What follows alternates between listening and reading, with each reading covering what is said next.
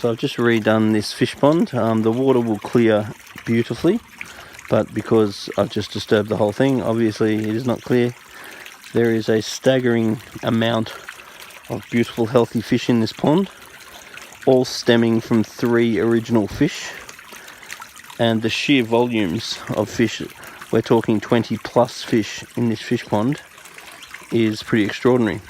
So the first thing I did is went and scooped out lots and lots and lots and lots of leaves, sticks and all sorts of business.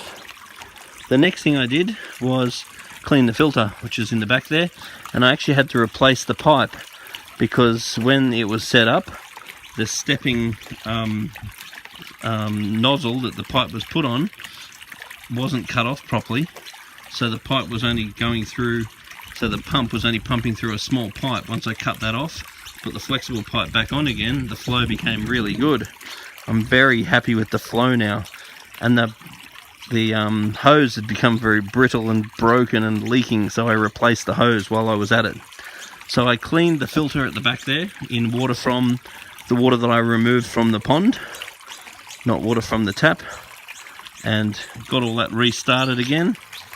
I then filled the pond up again by aging the water first. I added some GH and some KH to the water, and now it's all done.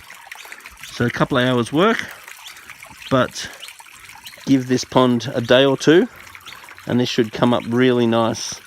You really want to do a service like this on the pond, if possible, about once a quarter, and you really want to have a fine net available, so when you see a bit of crap building up in the bottom of the pond, it's really good just to grab the crap and pull it out. The other thing I did was give the pump down the bottom a really good clean. It was totally full of mud. So when you see crap all over the guards of your pumps, you really want to pull all that out and give it all a good clean.